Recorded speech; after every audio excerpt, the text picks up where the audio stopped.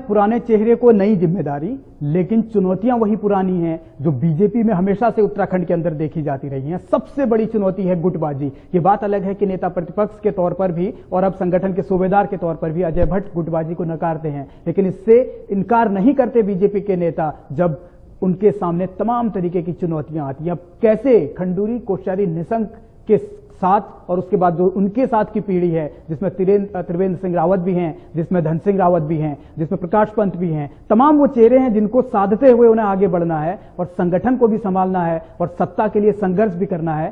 साथ ही कांग्रेस की जो नीतियां हैं, जिनको वो जन विरोधी नीति मानती है बीजेपी, उनको भी जनता तक पहुंचाना है। कैसे ये सब अजय भट्ट कर पाएंगे? क्या अजय भट्ट के सामने ये सब चुनौतियां नहीं हैं? ये तमाम वो सवाल खड़े हैं जो आने वाले दिनों में अजय भट्ट से भी और बीजेपी से भी जवाब मांगेंगे।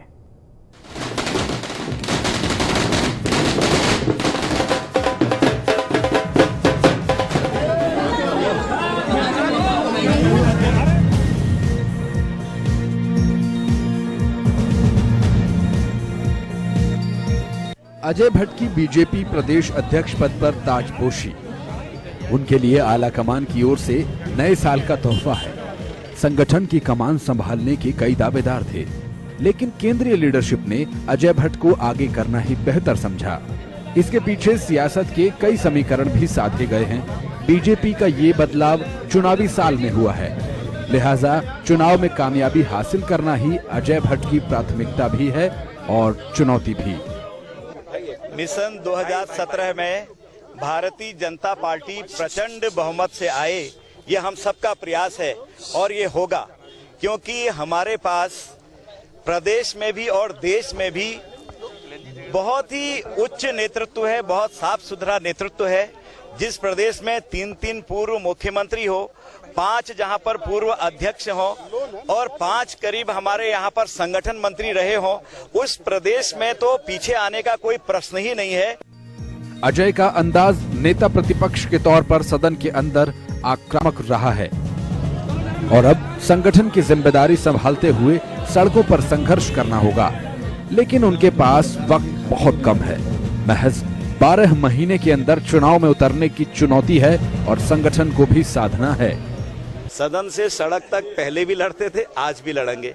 जहां गलत देखेंगे, जहां भ्रष्टाचार देखेंगे, जहां हम उत्तराखंड की जनता के विपरीत प्रतिकूल होते हुए फैसले देखेंगे, उसमें हम सड़क से सदन तक हमारी लड़ाई लगातार चलेगी और गांव-गांव तक लड़ाई लगातार चलेगी। हम चाहेंगे कि ये सरकार ने जितने भी गलत कदम अभी तक लिए हैं उनको ठीक करे, ठीक आंखें खोल के चले, उत्तराखंड की जनता के अनुरूप अपने कार्यक्रम बनाए, उनका क्रियान्वयन करे।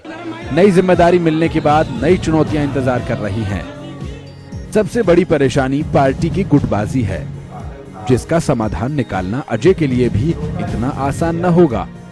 हालांकि तमाम नेता एकजुटता का दावा जरूर कर रहे हैं, मगर असलियत शायद इतनी आसान नहीं है।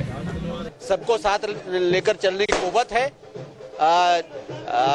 पूरे प्रदेश में उनकी पहचान है, तो निश्चित रूप से संगठन में नए सिरे से एक पूरे दमखम के साथ, नए तेवर, नए कलेवर के साथ संगठन काम करेगा। मुझे पूरा विश्वास है कि अजय भट्ट जी जिस संघर्ष में से निकल कर आए हैं, निश्चित रूप से भारतीय जनता पार्टी उनके मार्गदर्शन में आगे बढ़ेगी, मजबूती के साथ आगे बढ़ेगी और 2017 का जो हमारा मिशन है कि भारतीय जनता पार्टी की सरकार उत्तराखंड में बने, उसको हम सफल करेंगे।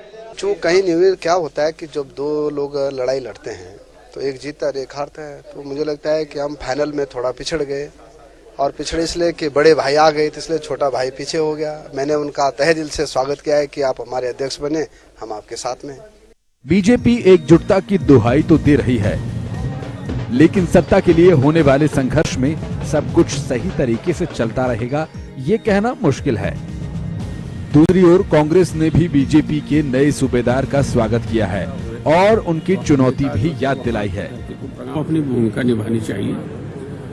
जिस विश्वास के साथ 2014 में उत्तराखंड की जनता ने भारतीय जनता पार्टी को आशीर्वाद दिया, 100% आशीर्वाद दिया, उसका वो 1% भी जो है उन अपेक्षाओं पर अभी तक खरे नहीं उतरे हैं। तो उनके सामने कांग्रेस उनको कोई चुनौती नहीं मानती है। लेकिन अजय भट्ट जी के सामने जरूरी चुनौती है कि क्या वो उत्तराखंड को न्याय दिला पाएंगे या नहीं दिला पाएंगे, ये चुनौती उनके सामने है।